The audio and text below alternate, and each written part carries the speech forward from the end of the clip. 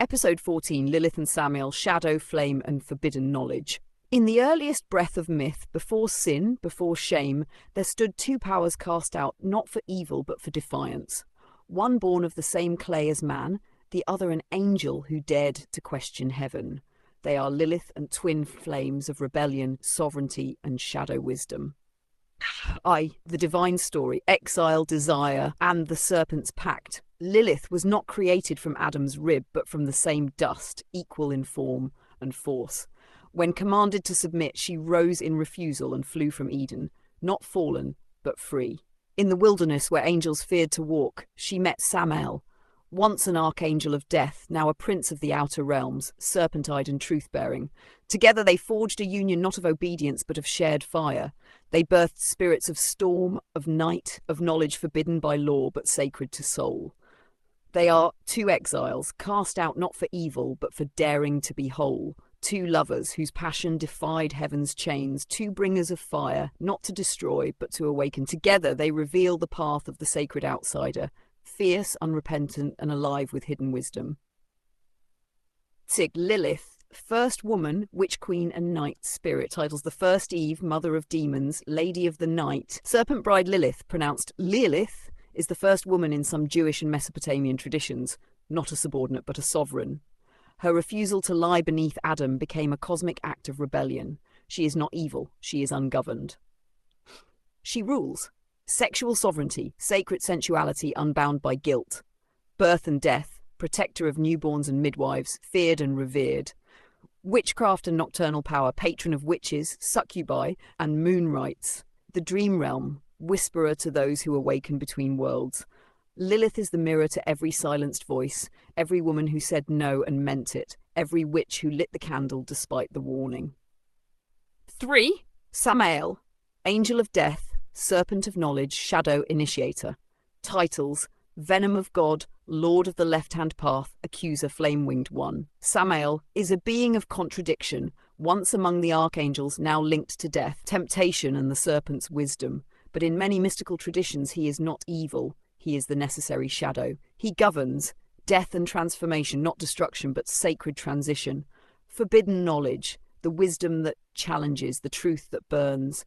Angelic justice, a prosecutor of souls, revealing what we deny.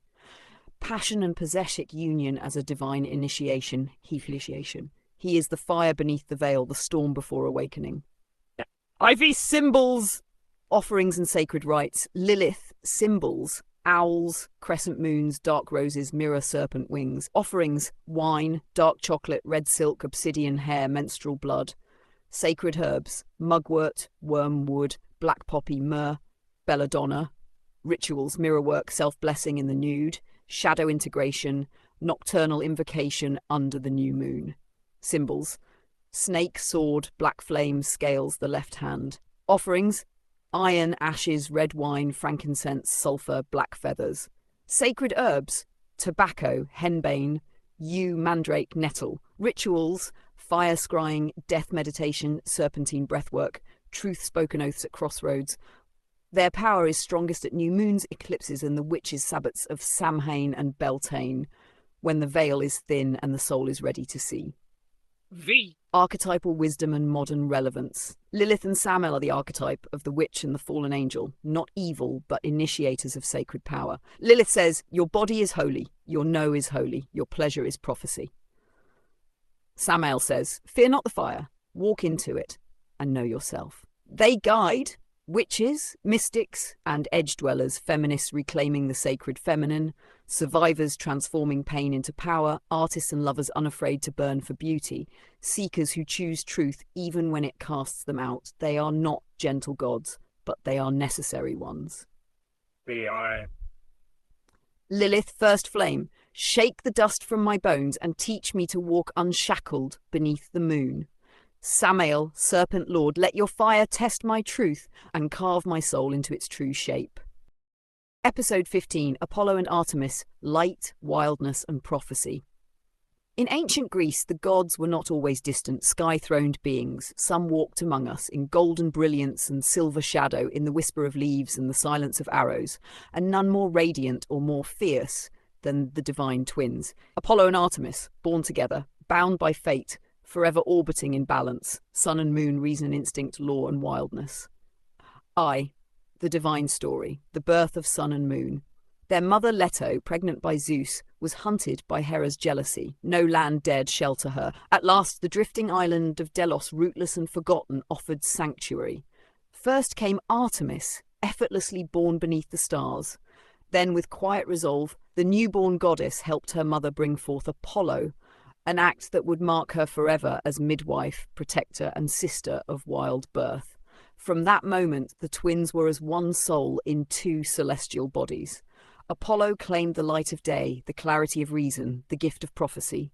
Artemis took the night, the untamed, the sacred wild, and the bloodless hunt. Together they ruled not over men, but through the eternal rhythms of nature itself.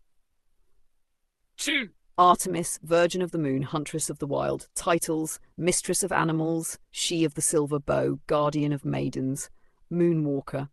Artemis is not the gentle moon. She is the arrow in the dark, the rustle in the trees, the wild heartbeat of a deer. She is a goddess of protection and vengeance, of independence and purity, not as chastity, but as uncompromising self-possession. She rules the hunt, especially the sacred balance of predator and prey, childbirth and young girls, as protector and midwife. The moon, especially its mystery and cycles, wilderness and animals, both feared and revered. She is fiercely loyal but quick to punish. She turned Actaeon into a stag for watching her bathe, and slew Niobe's children for mocking her mother. But she also offers sanctuary to those who walk lightly and honour the sacred wild. Hi, Apollo! Lord of light, music and prophecy. Titles: far shooter, god of the lyre, healer of plagues, oracle of Delphi. Bright one. Apollo is brilliance incarnate, the solar twin, radiant and exacting. He brings the order of music, the truth of prophecy, and the discipline of medicine. Yet beneath his golden beauty lies the fire of wrath. Disease is unleashed with a thought, pride wounded with silence he rules. Prophecy and oracles, especially Delphi, his sacred seat, music and poetry, the lyre, song, rhythm, and creative perfection. Healing and plague, dual forces held in delicate balance. Law and reason, clarity over chaos, harmony over discord. He slayed the python to take Delphi, cursed Cassandra with true prophecy none would believe, and blessed musicians like Orpheus with divine skill. Apollo reminds us that light can illuminate or burn. Offerings and sacred rites. Artemis symbols, bow and arrows, crescent moon, deer, bear, hound, sacred groves. Offerings: wildflowers, spring water, animal carvings, menstrual blood, white ribbons. Sacred herbs: mugwort, wormwood, willow, juniper. Rituals: moonlit baths, silent walks in the forest, vow-making, dancing beneath trees, protective talismans for girls and mothers. Symbols: lyre, laurel wreath, raven, sun, tripod, golden arrows. Offerings: laurel leaves, honey, music, poetry, sunlight caught in mirrors. Sacred herbs: bay laurel, chamomile, hyacinth, heliotrope. Rituals: lyric writing, solar meditations, oracle invocations, sun offerings at dawn, breath rituals for prophecy. Their festivals include Delia in Delos, the Carnea, and rites of purification and passage for youth. Archetypal wisdom and modern relevance. Together, Artemis and Apollo hold the sacred sibling polarity. She protects the body and boundaries. He illuminates the mind and soul. They guide nature witches and forest lovers, artists, poets and musicians, queer mystics and sacred twins, healers and herbalists, truth seekers who walk between instinct and reason. Artemis says, run wild, own your silence, no one owns your body but you. Apollo says, seek the truth, even if it burns, sing it and let it shine. They teach us to balance our shadows with our light, to walk the world whole, both beast and bard, moon and sun. Closing invocation. Artemis, silver-veiled huntress, walk with me through tangled woods. Let my instincts be sharp, let my wildness be sacred. Apollo, far-shining archer, teach me the song that heals. Let my words be fire, let my truth be gold. Episode 16, Grief, Grain and Sacred Madness. In the lands of ancient Greece, where vineyards climb the hills and wheat rustles in golden waves, two deities ruled not through thunder or law, but through the body, the soul, and the secret rites of transformation. Demeter, The Earth Mother, whose sorrow could stop the seasons. Dionysus, the liberator, god of wine and frenzy, whose rites dissolve the self into ecstasy. She gives bread, he gives wine. Together they offer a ritual of becoming, death, descent, return. I, the divine story. The seed beneath and the vine above. Demeter's grief tore the earth open when her daughter Persephone was taken to the underworld. In her mourning, the harvest withered. In her reunion, life returned. Thus the cycle was born, not of time but of soul. Dionysus was also torn, literally. Born once from a mortal woman burned by Zeus, then again from Zeus's own thigh after being sewn into it. In another myth, he is dismembered by the Titans and reborn. His cult remembers this with wine, trance and mask. They are two faces of death, the slow grief of winter, and the ecstatic undoing of self. Two bringers of resurrection, one through the seed buried in earth, one through the wine that spills red like blood. Two saviours, not by conquest, but by offering transformation. Together they formed the core of the Eleusinian mysteries, the most sacred rites of ancient Greece, a ritual drama of life, death and return. 2. Demeter, goddess of the grain and the grieving mother. Titles: bearer of fruit, lawgiver of the earth, she of the golden sword, mother of the harvest. Demeter, pronounced Demeter, is more than a harvest goddess. She is the primal mother whose sorrow shakes the world. Her love is fierce and her gifts come with cost. She rules agriculture and sustenance, wheat, barley, life from soil, grief and mourning, the dark season when she withdraws from the world. Initiation through the Eleusinian mysteries which promised a better fate after death. Sacred rage, when wronged, she brings famine, silence, and exile to the gods. Demeter reminds us that nourishment comes not just from joy, but from sorrow. She teaches that mourning can be a portal, and that the seed must go underground to rise. 3. Dionysus, lord of madness, mask, and liberation. Titles: twice born, bringer of ecstasy, lord of the unmasked god. Dionysus, pronounced Anisus, is not only a god of wine, he is the god of the broken boundary, of trance and frenzy, of dissolution and return. His worshippers danced into possession and tore the veil with bare hands. He rules wine and intoxication, not for escape, but divine communion. Trance and transformation, his rites break ego to reveal the god within. Masks and theatre, he is the god of drama, illusion, performance. Wild nature, vines, panthers, Thyrsis staff, untamed woods. Dionysus liberates, not gently, but with force. He invites you to lose yourself, so that you may find something deeper. Ivy symbols, offerings and sacred rites. Demi-symbols, sheaf of wheat, torch, sickle, poppy, cornucopia. Offerings, bread, barley, honey cakes, black cloth, pomegranates, milk, sacred herbs, poppy, mint, mugwort, vervain. Rituals, grief rituals, planting rites, descent meditations, silent vigils, Eleusinian-style initiations. Dionysus symbols, grapevine, ivy, thyrsis, pinecone staff, panther, theatre mask. Offerings, wine, honey, fresh grapes, song. Ecstatic dance, phallic charms. Sacred herbs, ivy, myrrh, damiana, cannabis, historically debated, mugwort.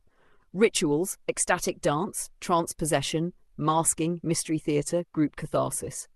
Both deities were honoured in the Eleusinian mysteries, especially at the time of the fall harvest, and in secret rites throughout the Greek world where the soul was initiated into death and rebirth. V. Archetypal wisdom and modern relevance. Demeter and Dionysus offer an initiation into soul-deep transformation. Demeter says, grieve, mourn, rage if you must, but do not forget, spring waits beneath the frost. Dionysus says, break your mask, drink the wine, become what you fear, and dance it into light. They guide grief-bearers turning sorrow into sacred strength, artists channeling pain into beauty, queer and liminal souls who defy the rigid and return with truth, mystics seeking resurrection through descent. They remind us to eat and drink mindfully, not just food but experience, to weep for what is lost and celebrate what remains, to honour the wisdom of both structure and surrender, to find the sacred, not in purity but in process. Closing invocation. Demeter, mother of seed and shadow, teach me to nourish through grief, to hold the torch when the earth goes still, to trust in the return. Dionysus, lord of vine and madness, break my boundaries with beauty, mask me in rapture and bring me back new. Loki and chaos, loyalty and the binding of fate. In the shadowy corners of Norse myth, not all love is light. Some is forged in fire and held together with blood, silence, and pain. Loki and Sigyn are one such bond, the trickster and the loyal, the destroyer and the endurer. Their story is not about harmony, but about devotion in the teeth of madness. Together they represent the strange intimacy between chaos and care, rebellion and quiet strength. I, the divine story, the breaking and the binding. Loki, blood brother to Odin, shapeshifter bringer and mother of monsters, is both loved and reviled. He aids the gods, then undoes them. He births Sleipnir, tricks dwarves, and eventually becomes the architect of Ragnarok, the end of all things. His punishment? Bound beneath the earth with the entrails of his own son. Above him, a serpent drips venom, and beside him, Sigyn.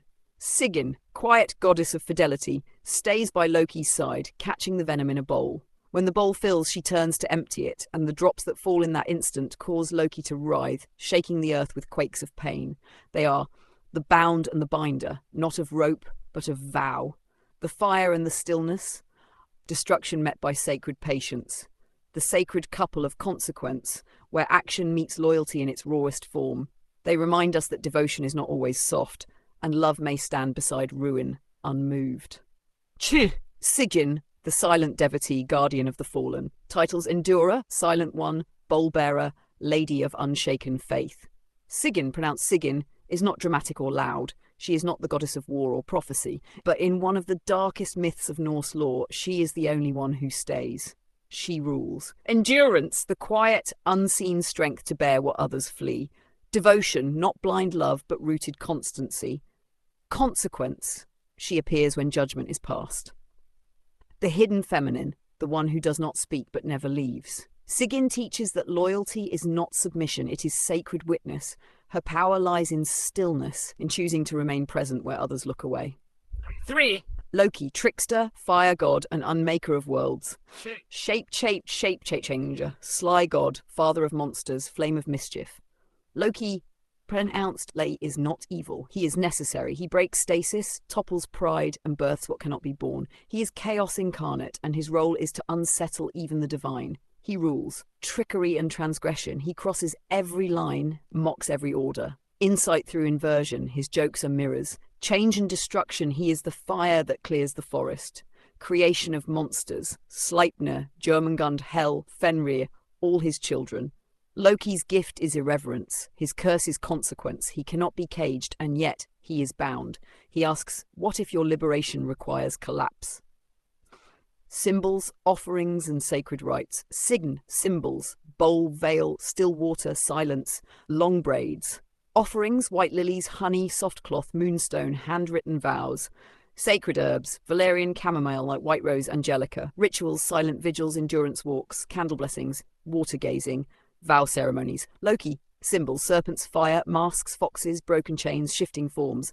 Offerings, spicy foods, alcohol, burnt herbs, dice, laughter in the dark. Sakpa, wormwood, yew, juniper, tobacco. Rituals, mask rites, trickster games, storytelling circles, fire magic, boundary crossing ceremonies log. Their sacred moment is the quiet after chaos and the choice to stay, even when everything burnt. Archetypal wisdom and modern relevance. Loki and Sigyn speak to those navigating contradiction, loss, and identity beyond binaries. Sigyn says, do not mistake silence for weakness. My strength is in my choice to remain. Loki says, break it open, burn the script, become the thing they fear and love. They guide. Those living between roles, genders, and norms. Survivors of betrayal, grief, or societal punishment. Queer neurodivergent souls reclaiming chaos as creativity. Partners who love without needing to fix, only to witness. They remind us to endure with dignity, to disrupt with delight, to remain fiercely ourselves, even when bound or burned, and to find strange, sacred loyalty in the most unexpected places. Sorry, Closing invocation. Gentle bowl-bearer, teach me to endure with grace. Let my stillness be strength and my silence a sacred stand. Loki, wild flame of becoming, burn away my fear of change, unbind my edges and laugh me into truth. Ready? Episode 18, Hades and Hecate, the hidden torchbearers of the Underworld. In roots and shadows, in ash and flame, they walk the halls none dare to name. One keeps the gate, the other the key. In death, in dusk, they set souls free. I. In the caves of the crossroads, beneath the world we know, beyond the clamour of prayer and sacrifice, lies a sacred realm ruled not by cruelty, but by sovereignty. There, veiled in obsidian mist and the scent of myrrh, dwell Hades, king of the unseen, and Hecate, the torch-bearing goddess who guards all paths that lead in or out. Though often feared or maligned, these two deities were honoured in quiet rituals, whispered devotions, and boundary rites. They were not destroyers, they were keepers of truth, of fate, of the soul's long journey. Hades, the eldest son of Kronos, did not seek power by sword or rebellion. He claimed the underworld as his kingdom with grim grace, becoming Pluton, the giver of wealth, one who sees the treasures that lie buried in the earth, gold, roots, ancestors, and memory. Hecate, older still, a titaness who survived Zeus's purge, walked freely between Olympus, earth, and the underworld. She bore no master. Her torches lit the ways of witches and mourners alike, and she was invoked not only for protection, but for transformation, the fire that reveals what lives in the dark. Together, they represent the silent pact between shadow and wisdom, between what must be buried and what must rise. 2. Offerings of root and flame. To call upon Hades and Hecate was to step beyond comfort into raw awareness. Their rites were held not in temples, but in thresholds, at caves, crossroads, tombs, and night gardens. To Hades, offerings were buried, coins, bones, barley soaked in wine, narcissus petals, and the black fleece of a ram. Petitioners knelt low, whispering into soil, asking for favour in the afterlife, justice for the wronged, or the safe passage of a soul. To Hecate, offerings were left at three-way crossroads or doorways at dusk. Garlic, eggs, honey cakes, and fish. Herbs sacred to her included yew, cypress, mugwort, and mandrake, often burned in dark moon rites to grant sight beyond veils. Practitioners of pharmakia, the ancient magical craft, called on her for banishment, healing, necromantic work, and insight through dreams. Witches offered wine and bay leaves to her cauldrons and scratched her triple form into clay talismans. Their cult was quiet, hidden in plain sight, and yet every transition, birth, death, dream, descent, was their domain. The mysteries of descent. Unlike the thundering gods of Olympus, Hades and Hecate do not demand worship. They offer revelation, if one dares. Those initiated into their mystery traditions knew that true power does not shout, it descends into the earth, into the self. They taught that what we bury never truly dies, it becomes the root of future strength. In Eleusinian rites, Hades was not feared but honoured as the guardian of Persephone's sacred return, a necessary force in the cycles of life. In Thessalian witchcraft, Hecate was the great intermediary between spirit and spell, known to grant speech to the dead and protection to the outcast. Together, they stand as guardians of threshold magic, of endings that are beginnings, of silence that sings. Closing invocation. The key and the crown. Torch of night. And throne of bone, guide me where I walk alone. Let no fear nor shade deceive, what I bury I shall retrieve. Light my path ahead, Hades bless the silent dead. By root and right, by breath and stone, I call my power and claim my own. Episode 19, Poseidon and Amphitrite, Storm, Salt, and the Sovereignty of the Deep. Beneath the foam where thunders sleep, a crown of coral guards the deep. With trident raised and seahorse stirred, the sea speaks truths that go unheard. Realms of tempest and tide. Before the oaths of Olympus, before the temples reached toward heaven, there was sea. And in that briny abyss, ancient powers stirred, wild, colossal, divine. Poseidon was not merely a sea god. He was the storm, the earthquake, the pulse of the world's great salt blood. His wife, Amphitrite, though lesser known in modern tales, was a queen in her own right, a sea goddess of calm depths, elusive grace, and tidal rhythm.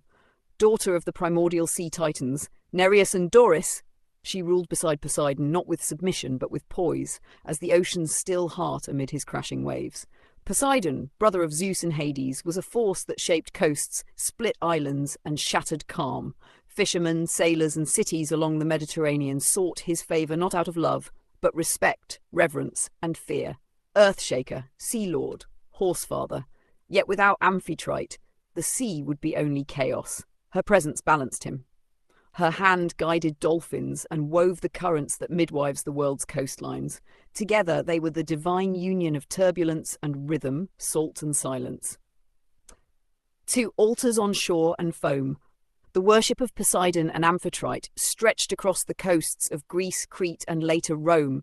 Their rites often performed near water, on windswept cliffs, within sea caves, or atop temple piers where breakers could kiss the marble feet of statues.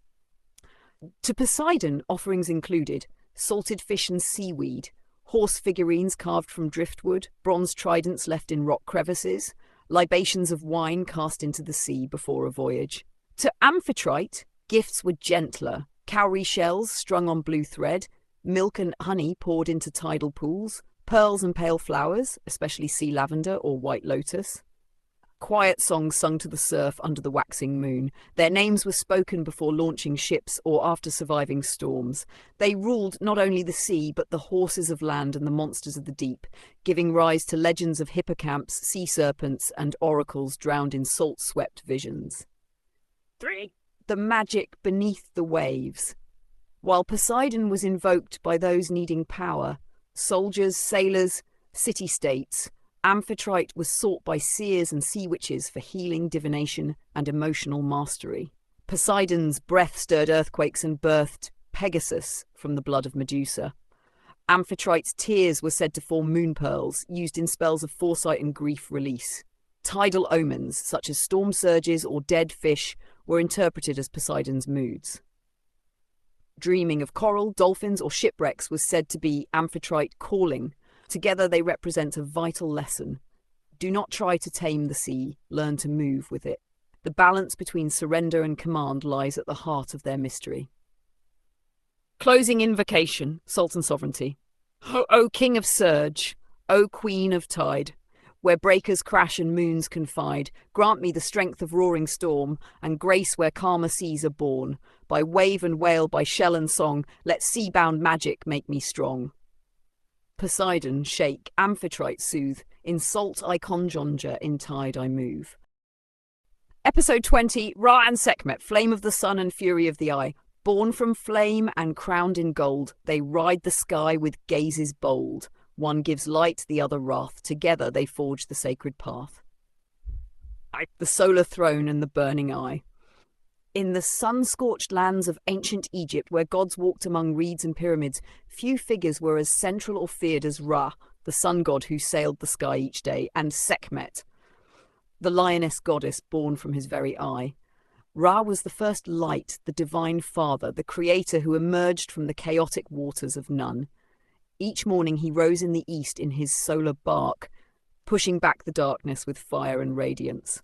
But Ra did not rule alone. He watched the earth through his many eyes, and when rage or retribution was needed, he unleashed Sekhmet, his fiercest incarnation. She was not simply his daughter or servant. She was his power, clothed in lion skin and heatwave flame. Sekhmet was the eye of Ra, an extension of his divine will, sent to destroy and purify, but also to guard, heal, and awaken.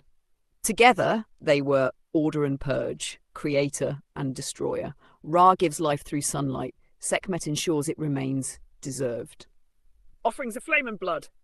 The ancient Egyptians worshipped Ra and Sekhmet in grand temples, especially in Heliopolis, city of the sun, and Memphis, where priests kept solar fires burning and lion statues glowing with offerings of red ochre, incense. To Ra, offerings included solar hymns sung at dawn, bowls of pure water and golden bread, frankincense, myrrh, and kefi incense, sunstone or gold amulets etched with the ankh. To Sekhmet, offerings were more intense. Pomegranate wine or blood-red beer, symbolic substitutes for human blood, garlic, cinnamon, and red resin burned with prayer, statues anointed with carnelian oil and lion's mane charms, offerings of flame, candles, lamps, or hot coals to honour her fire. During times of plague, drought, or war, entire cities turned to Sekhmet for mercy. Her priests performed ritual intoxications, pouring red beer across the land to appease her wrath, recalling the ancient myth when she nearly wiped out humanity. 3. The magic of solar wrath and renewal. To work with Ra and Sekhmet is not for the timid. Their current is hot, demanding, and exacting. But for those who walk the path of truth, purpose, and fierce healing, their gifts are transformative. Ra is invoked at sunrise for clarity, leadership, and protection against deception. His light uncovers what is hidden. Sekhmet is called upon during times of deep illness, injustice, or rebirth. She sears the rot away so that healing can truly begin.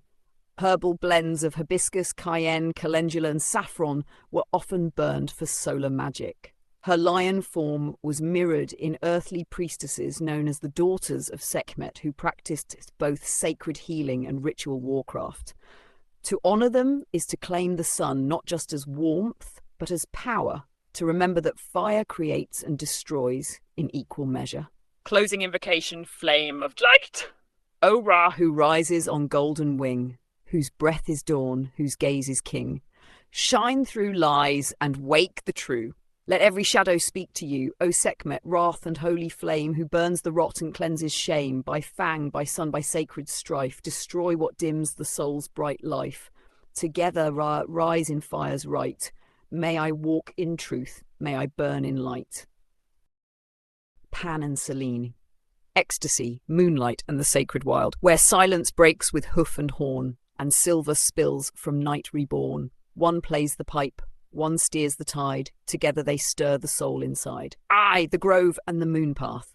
Before cities rose, before altars were carved in marble, there were hills, caves, and moonlit clearings where spirits danced and trees whispered secrets. In these primal places, two gods reigned not by law, but by presence. Pan, the goat-footed god of the wild, and Selene, the radiant moon who sails the night sky in her luminous chariot.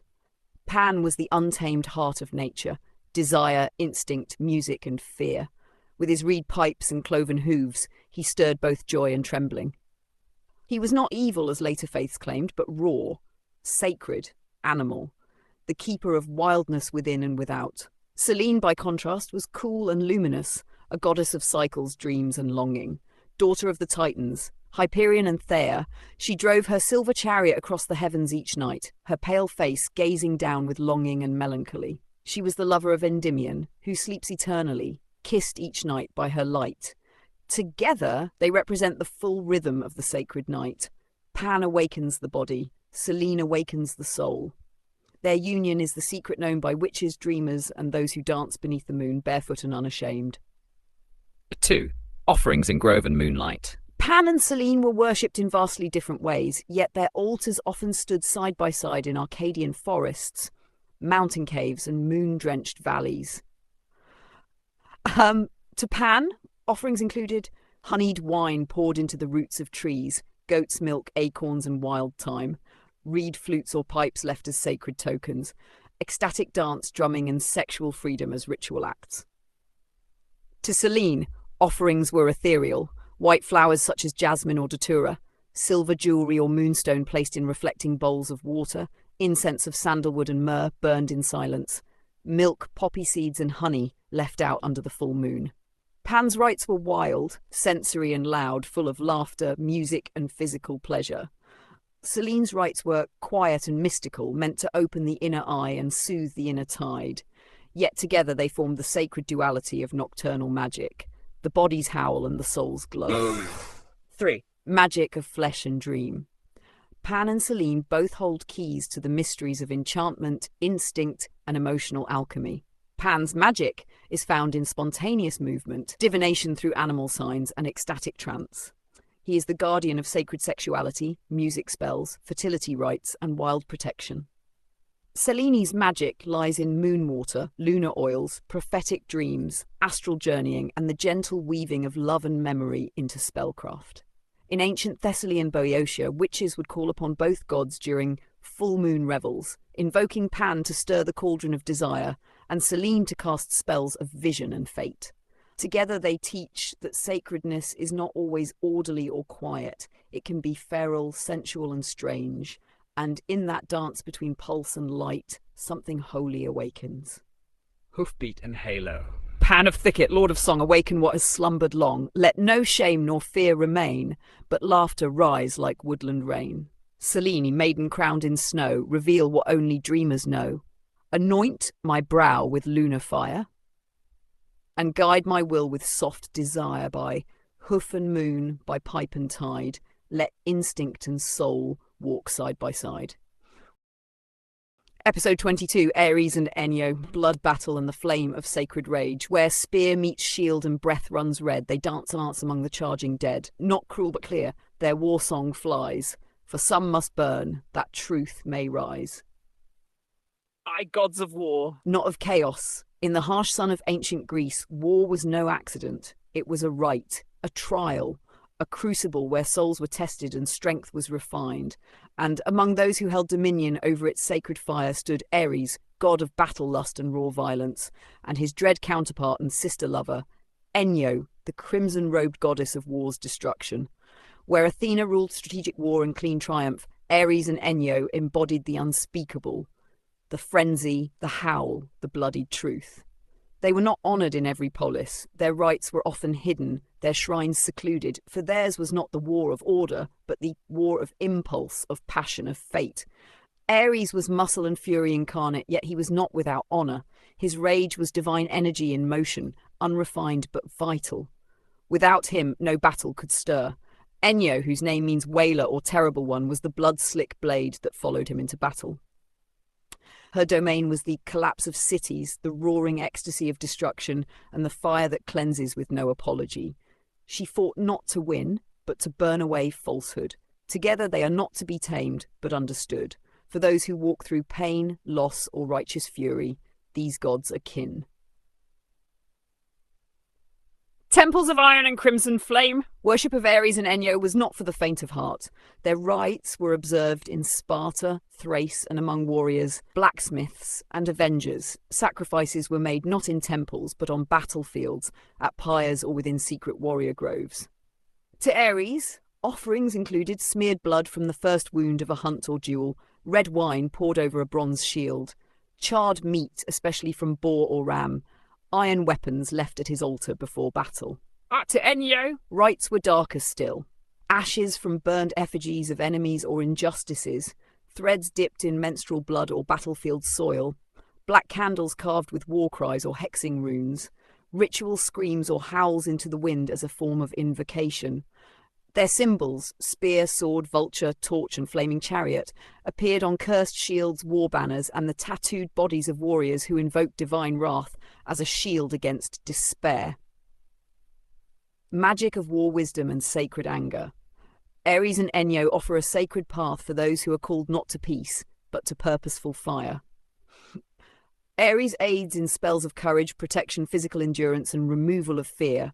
He rules over righteous vengeance, body sovereignty, and the magic of controlled fury. Enyo is invoked for destructive banishing, trauma transmutation, blood magic, and the fall of unjust structures. She is the crone in armour and the whisperer of enough. In Thessalian and Spartan rites, they were invoked before war, but also before healing rituals of rage, those moments when pain becomes power. They are patrons of survivors, fighters, and anyone who has been told their anger is shameful. To invoke them is to say, my fury is not sin, it is sacred.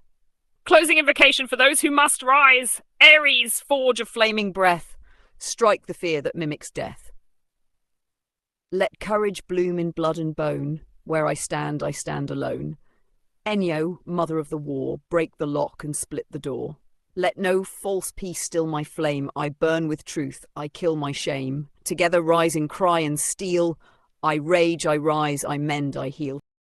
Episode 23, Hermes and Tricksters, Road and the Balance of Fate.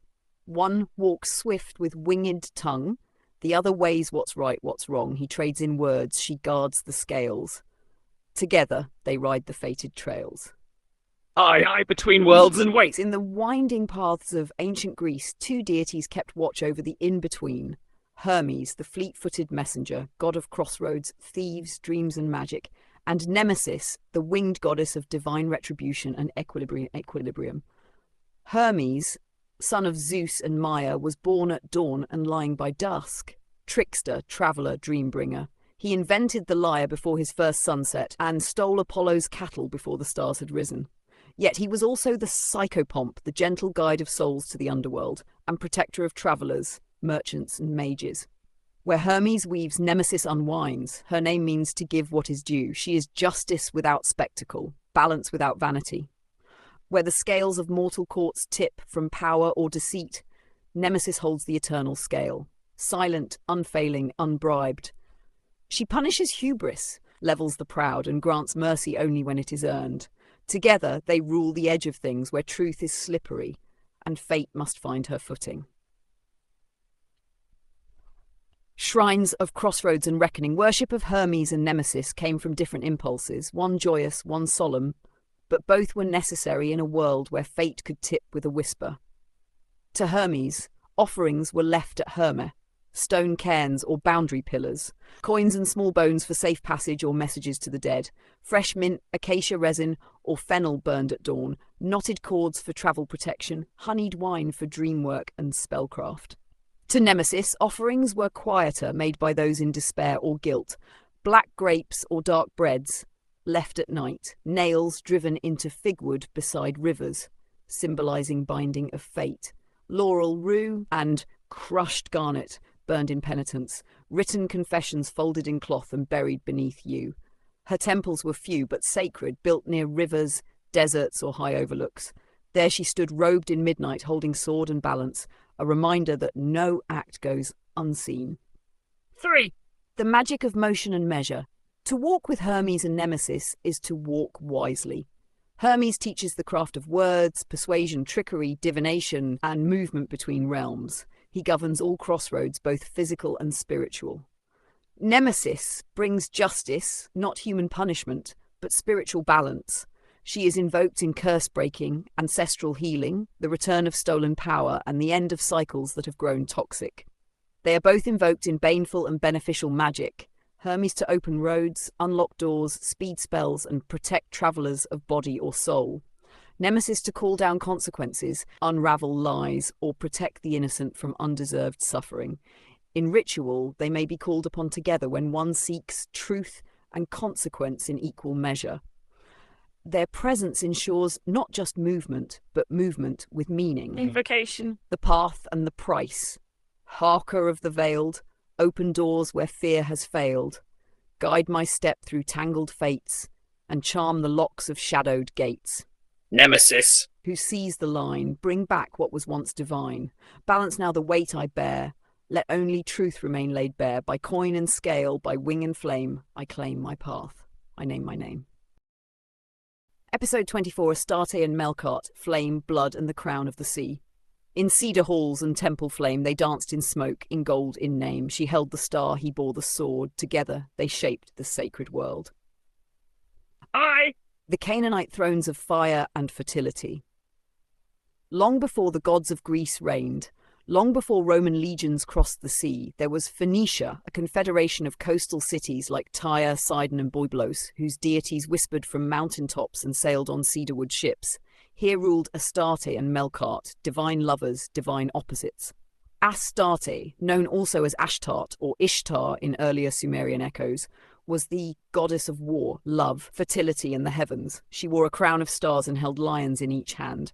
Sacred to both queens and witches, she was invoked at the edge of battle and at the start of birth. She was wild, sensual, terrible in wrath, and holy in union. The morning and evening star were hers, Venus in flame. Melkart, the king of the city, was a solar and underworld god, linked to fire, resurrection, kingship, and cycles of the seasons. He was the divine judge, protector of Tyre, and hero of the hunt. Like Osiris and Tammuz, he died and was reborn each year. His sacred flame was carried aboard Phoenician ships to bless conquest and trade. Together, they form a mythic pattern, the dying and returning god, and the fierce goddess who guards both death and life. Isik. Rites of flame and crimson, worship of Astarte and Melkart was sensual, fierce, and blood-rich. Their temples in Tyre and Carthage glowed with sacred fires and throbbed with ritual drums. Both deities were honoured with seasonal festivals, ecstatic rites, and acts of powerful devotion. To Astarte, offerings included pomegranate wine and date cakes shaped like vulvas or doves, honey, myrrh, and lotus resin burned in bronze basins, white doves sacred to her released into the sky, devotional rites involving dancing, tattooing, and erotic magic. To Melkart. Offerings were solemn and ancestral, Olive oil and wine poured onto sacred flames kept burning day and night. Cedar branches and poppies burned at his funerary shrines. Terracotta lions or bulls buried near tombs for protection. Mock battles or ritual reenactments of his death and return held during the summer solstice. In Carthage, a festival called the Renewal of Fire was held in his honor. A new flame was lit each year and carried from Tyre, symbolizing the eternal kingship of the divine within the mortal world. 3. Magic of the sea, the body, and the phoenix path. Astarte and Melkart offer ecstatic power, sexual sovereignty, and the wisdom of cycles, for they are lovers of passion and death alike. To call upon them is to claim your body, your fire, your fate. Astarte's magic lives in blood rites, love spells, moon water, and carnation petals. She is invoked in hexes and healings, for she protects those wronged and defends sacred union. Melkart's magic lies in flame, legacy, ancestry, and protection of sacred purpose. He is called upon in rituals of personal rebirth, initiation, and reclaiming kingly sovereignty. Together, they guide rites of transformation through loss, love, and the flame of will. Witches who follow the ancient paths still craft poppy oil for visioning and anoint bronze coins with honey and red wine to call upon them in dream. They are not merely old gods, they are gods of becoming. Closing invocation, the flame that rises again. Astarte, crowned in burning dusk, who walks through blood and turns it lush. Unbind my shame, awaken fire. Let love and wrath both rise in Tyre. Melkart, lion of the pyre, who guards the gate of soul's desire. Cut down what dims, renew what's mine. Let death and dawn again align. By star and sea, by sword and flame, I rise, I burn, I claim my name. Episode 25, Janus and Vesta, the keeper of thresholds, and the flame of the hearth. Before the doors, before the flame. Their names were first, their wills remain. He watches time, she guards the fire. Together they bless what we require. The doorway and the flame. In the earliest days of Rome, when kings still walked with wolves and fields were ploughed with prayer, 2 deities stood at the foundation of civilized life and sacred rites. Janus, god of beginnings, endings, and all transitions, and Vesta, goddess of the hearth, fire, and eternal home. Janus is the two-faced god who looks both forward and backward. He presides over doorways, thresholds, gates, and time itself. No Roman ritual, none, began without invoking Janus first. He opened the year, the day, the journey, the treaty, the war. He is the liminal god, the guardian of what comes next. Vesta, in contrast, is the still centre. She is not storm, but constant flame. The sacred fire of her temple in Rome was tended by the Vestal virgins, and its extinguishment foretold calamity. She represents the eternal hearth, the invisible peace that makes a home, a city, a people. They do not love as lovers, but as perfect complements. He opens the way. She guards what is worth returning to. Offerings of threshold and the worship of Janus and Vesta was essential, daily, and civic. Their presence was woven into the very architecture of Roman homes, gates, streets, and rituals. To Janus, offerings included round cakes called janua, made of spelt and salt, libations of wine at doorways or crossroads, iron keys or coins placed on thresholds, laurel or olive branches tied above archways.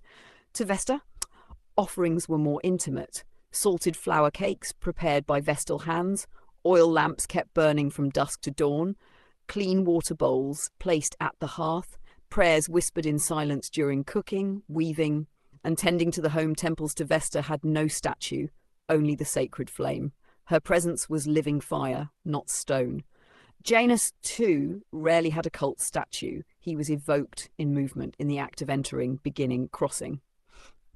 Magic of liminal power and inner sanctum. To invoke Janus is to work with gate-opening rituals, new beginnings and endings, year relationship path, decision-making, crossroads, time-based spells, psychopompic journeys from one state of being to another.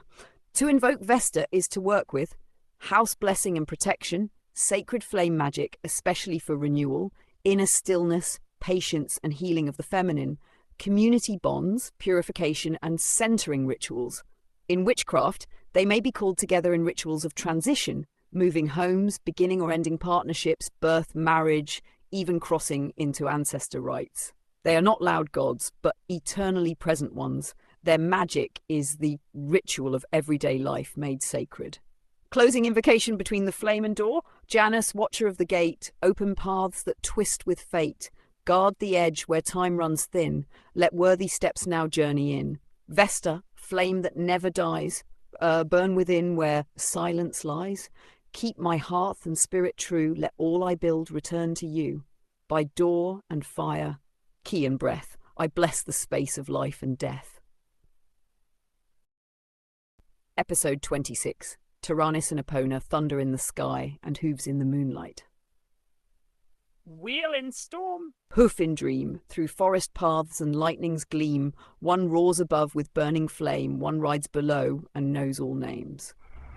I, the Thunderer and the Mare Goddess. Taranis, god of thunder and the sacred wheel, was revered across Gaul, Iberia and Roman-era Celtic Europe. Often conflated with Jupiter or Thor by Roman sources, he was far older and wilder, a sky god of storms, lightning and cycles, wielding a thunderbolt and a solar wheel. His symbol, the wheel, did not only turn the heavens, it represented the endless turning of fate, death and divine judgment. Offerings to Taranis were made in groves or rivers, sometimes in fear, sometimes in awe. He was not just a bringer of rain, but a god of war, kingship and divine retribution. Epona, in contrast, came not from the sky but from the earth, a goddess of horses, fertility and the underworld. Worshipped not only by the Celts but even honoured in Rome itself, where cavalry legions made offerings to her. She rides between worlds, life, dream and death, guiding souls, protecting travellers, mothers and steeds. With flowing hair and gentle hand, she is both mother and mistress of mystery, often depicted riding side saddle on a great white mare. Together they form a sacred polarity. Sky and earth, fire and grain, the roaring storm and the silent hoofbeat. Cults, offerings and sacred signs. Taranis was invoked during storm rituals and solstices, kingship rites and warrior oaths, weather magic for crops or protection. Offerings to it included bronze wheels cast into rivers or buried near trees, carved thunderbolts or solar discs, roasted meat, ale, and talks, fire set alight on hilltops during equinoxes. Epona's was more personal. She was invoked in dreams during pregnancy and while travelling. Offerings included apples, oats, barley, braided horsehair, small horse figurines, moon-blessed water left in stone basins, songs sung near stables or forest paths. She had no great temples in Gaul, but shrines to her were found in homes, barns, and among the Roman cavalry. Her power was intimate, protective and ever-present. 3. Magical workings and divine paths. To call on Taranis is to work with Wheel of the Year turning rituals, solar magic and fire festivals, protection spells, especially during storms, lightning and metalworking enchantments, ancestral oaths and truth-binding rites. To call on Epona is to bless journeys, especially of transition or travel, call dreams for prophecy or healing, work with equine familiars or spirit guides, aid in fertility and safe childbirth, protect animals, farms and sacred earth paths. Together they are powerful in rituals of balance where destruction must be followed by renewal and force tempered by wisdom. IV. Spell of the wheel and hoof. O Taranis, breaker of the storm, whose wheel turns fate in perfect form, strike down lies, lift up the true, let fire reveal what I must do.